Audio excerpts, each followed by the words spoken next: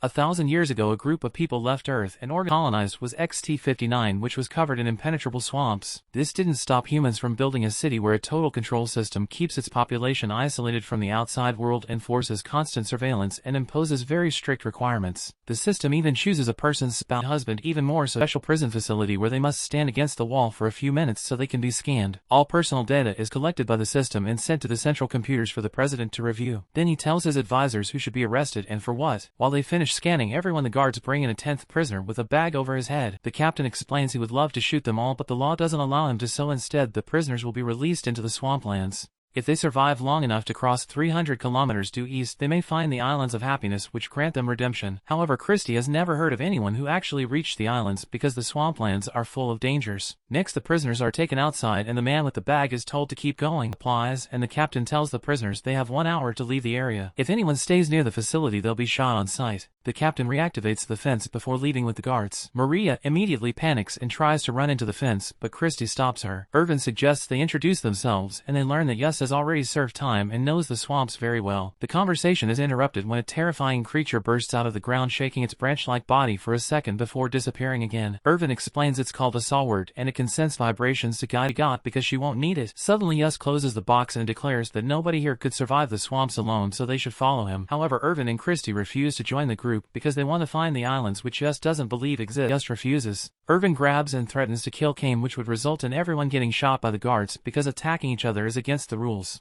Yus has no choice but to give offers to trade all his food for it. Yus accepts and his group transfers their own supplies into provided bags before leaving. Christie wants Maria to come with them, but Irvin refuses, explaining that the woman is too unstable and will only slow them down. He doubts Maria will survive and says she should be Yus' problem. Irvin shares his reasoning about how a team of 2 is perfect for survival, and Christie realizes he's been planning this for a while, so she calls him a calculator. Irvin makes Christie walk ahead of him because she's lighter, meaning she can identify deep swamps without getting stuck. He drags the box along with a rope tied to his body.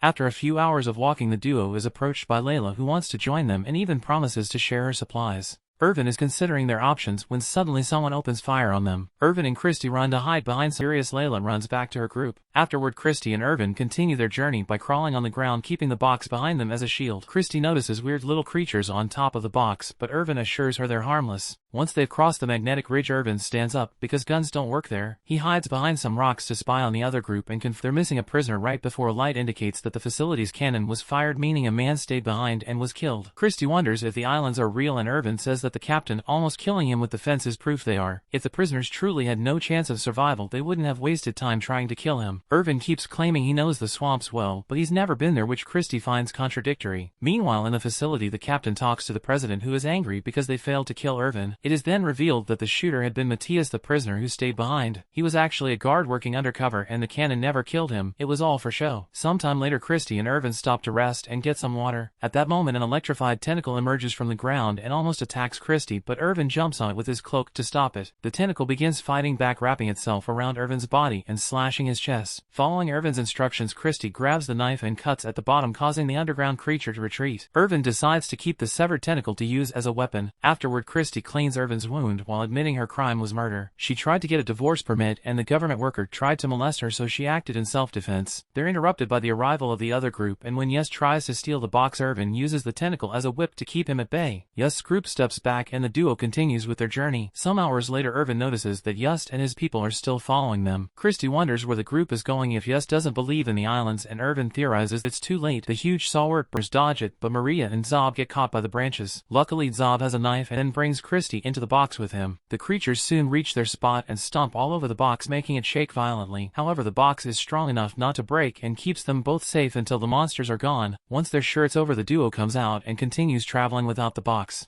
Soon they reach the actual swamps, so they use their poles to check the ground before taking another step, ensuring they don't sink. Meanwhile, Yus' group also reaches the area, and Maria is having trouble advancing at a that Irvin used to be an advisor for the president and has all the required information about this area, so they should be following him and not Yus. Most of the group agrees and leaves with her, but Yen stays behind and helps Yus get out of the hole. Later in the evening, Irvin catches a bunch of bugs and eats them raw, telling Christie to do the same if she wants to survive. Christie does it even though she finds the taste disgusting, and Irvin clarifies that boiling them would make them taste even even worse. While they rest, Irvin finally shares why he was imprisoned. Layla was right. He used to be an advisor for the president and he got caught when he tried to leak some information that would prove the corruption in the system. In the end, Irvin surrendered himself, hoping to be exiled on purpose. He knew the system couldn't work without him, so disappearing would be the most effective way to destroy it. In the facility, the captain discovers the system is going through some errors that cause the communication satellites to fail. However, nobody can restart them because Irvin is the only one who knows the code. Sometime later, Layla's group sees two people nearby and approaches them thinking it's Irvin and Christy. However, it turns out they're two prisoners who have been stuck there forever and survived by becoming cannibals. They immediately attack the group and capture Maria while the others run away. Christy can hear her screaming in the distance and wants to go back for her, but Irvin stops her because it's dangerous.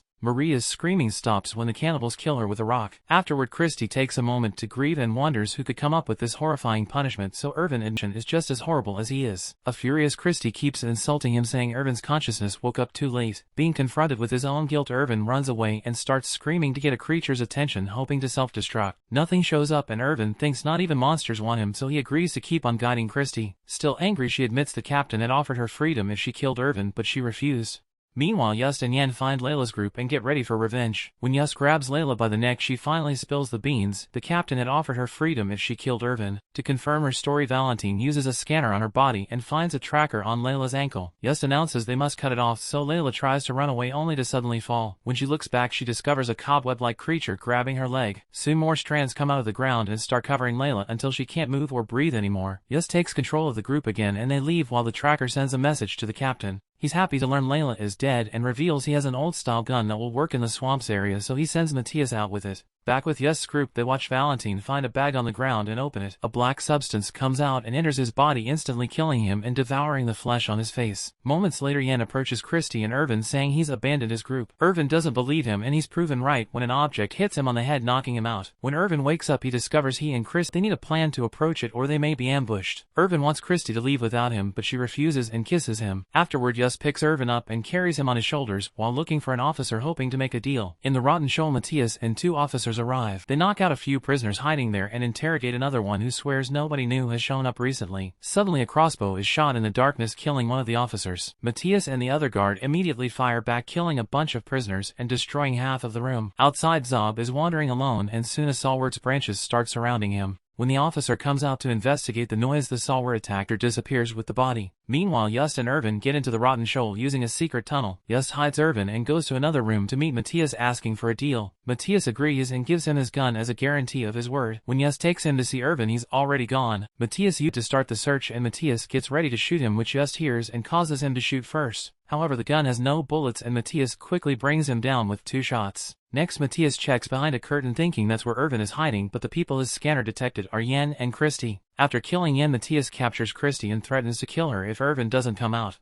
At that moment, Zob sneaks into the building to come out of hiding and Irvin agrees to surrender in exchange for Christy. Matthias lets go of her, but before Zob can shoot Irvin as planned, Yust reappears and stabs Matthias in the head from behind. As he dies, he accidentally shoots his gun and hits Christy, but luckily it's just a sedative and not a real bullet. Afterward, Irvin thanks Yust, who is in great pain. He asks for Matthias' poison capsule and Irvin hands it to him so he can have a peaceful death. Sometime later, Christy, Irvin, and Zob make it to the shore and find small islands on the sea with nothing on them. Zob thinks it's over, but Irvin notices the islands are moving, meaning they aren't real islands. They're just pieces of the swamp carpet and they're capable of supporting their weight. The trio chooses an island to board and uses their poles to push it away from the shore, hoping it'll take them to. The captain sends another officer after Irvin, hoping they may still have a chance to catch him. Back to the prisoners, Zob discovers his wound won't stop bleeding and at this rate he'll die soon. Not wanting to wait, he jumps into the sea and says goodbye to the others before a creature drags him underwater to be eaten. A few hours pass and the system fails again without the code and the aircraft crashes into the ocean, quickly sinking. The duo realizes Irvin's plan worked and the government system is going down, so they celebrate. Their happiness is interrupted when they notice a waterfall ahead of them. Using Irvin's scientific knowledge, he and Christy make a cocoon using the island and hold their breath as the water throws them down. Sometime later, the waves drop the duo on a different shore which appears to be empty. Irvin knows there's a hidden military facility around here, but he doesn't know the last digit of the password because the president chose it. Since they'll only have 2 tries, Irvin calculates the possibilities on the sand, but Christy says he should be thinking about the last thing the president said before entering the code. Following this advice, Irvin approaches the control panel and first enters a wrong code on purpose to confirm the system is working well. Then he enters a code using the last number the president said to him, which successfully makes an entrance appear on the mountain. The duo goes inside and finds an aircraft ready to leave the planet. However, Irvin says it only has 1 seat, so Christy should leave without him. Christy tells him she'd rather stay with him because she loves him and kisses him.